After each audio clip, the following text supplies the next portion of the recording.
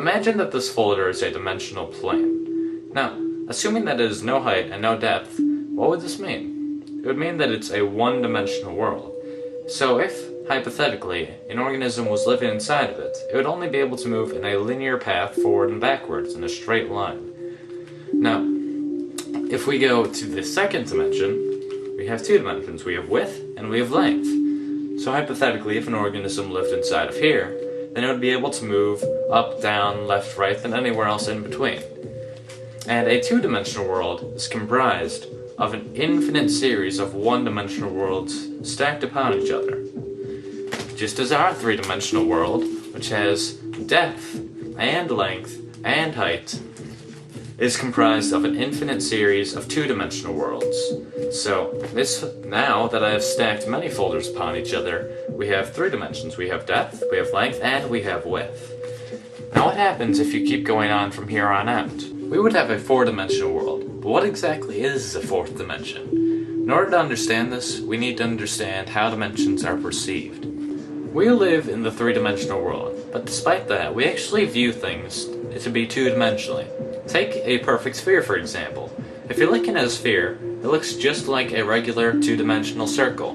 The only way that you can tell it's an actual sphere instead of a circle is because of the hues of light on it. So just like in a two-dimensional world, if a organism in the two-dimensional world was looking upon a circle, the light would make it appear to be lighter at one end and darker in the middle.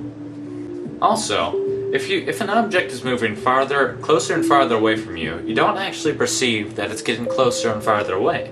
You see that it's getting smaller or larger, and then you assume that it's getting either farther away or closer.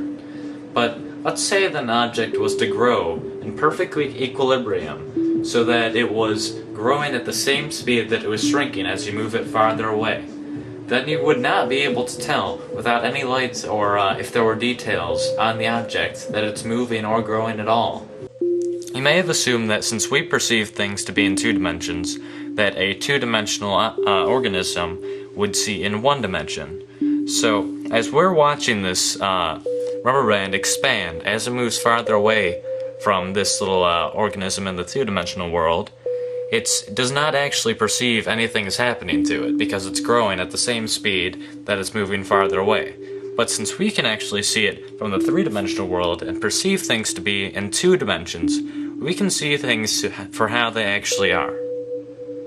The reason that the two-dimensional organism doesn't see things the way they really are is because the two-dimensional organism sees things in one dimension, just how we, three-dimensional creatures, see things in two dimensions.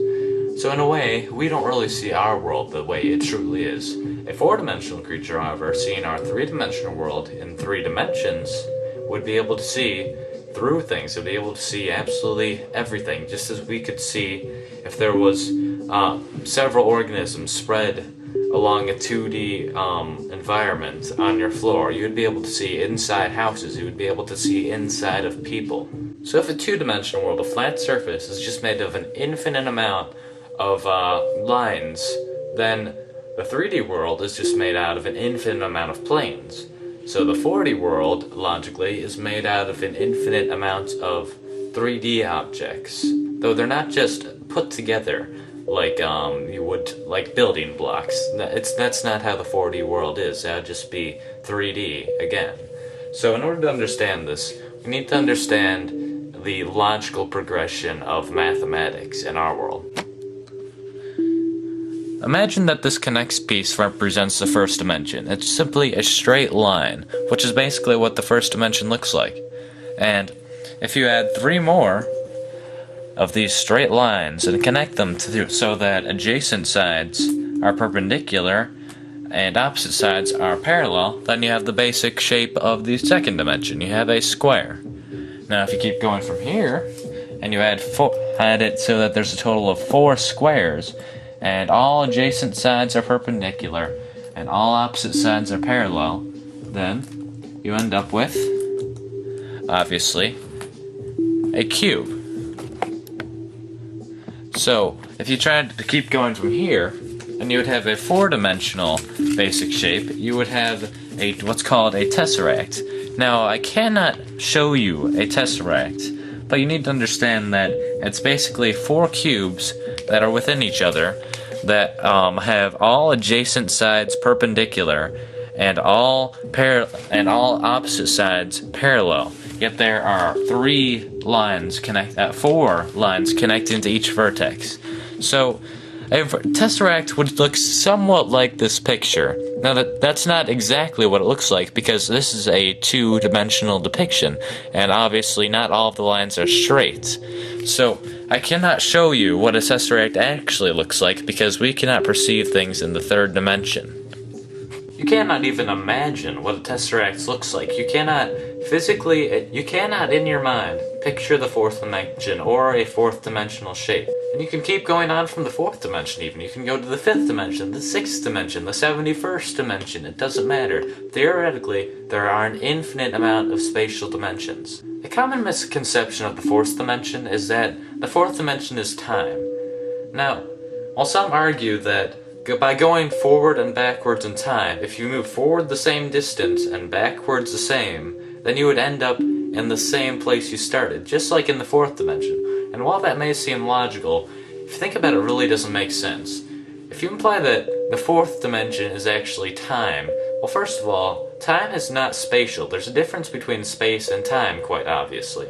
And assuming that all dimensions are according to a pattern, then that doesn't really make sense either, because saying the 4th dimension is time, every dimension has time in it, so that would mean that the 4th dimension is special in some way, which doesn't really make any sense.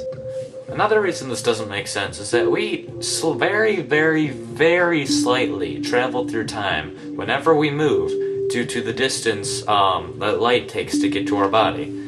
Now, if a group of astronauts were to get in a spaceship and they were to go very, very, very close to the speed of light, then they went around in this impossible, nearly the speed of light spaceship for a few months, and then afterwards they returned to Earth. They would find that Earth had actually progressed a few years, so they had moved forward in time by moving that quickly. Another interesting concept involving the 4th dimension is that many physicists and even mathematicians may say that the dimensions are very, very slightly curved, because if you really think about it, nothing can be truly, absolutely infinite. So imagine that the 1st dimension, the line, is just very, very slightly curved, so that after a very long time, it will end up creating a circle. So, as suggested by many physicists, if you keep going in the same direction, then you will end up where you started after a very, very long amount of time, obviously. And the same thing would happen to the 2nd dimension. If it's just a square, and then you extend it very, very slightly in a curve, then it will eventually make a sphere, and the same thing happens in our dimension, except it will form a very, very slightly curved 3rd dimension, which will form a 4-dimensional universe, basically. So what this kind of means is that our 3-dimensional world is within a 4-dimensional world, and the 4-dimensional world is within a 5th-dimensional world, and so on. Now, I did say that nothing can be truly infinite, but if this is true, and a dimension is really within another dimension, within another dimension, within another dimension, then I'm implying that there's an infinite amount of dimensions, which is the only problem I really have with this theory. I'm not sure if it ever stops, or if infinity is really even possible. We don't know that. Thanks for watching my video, and I hope this gave you a better idea of what the 4th dimension is.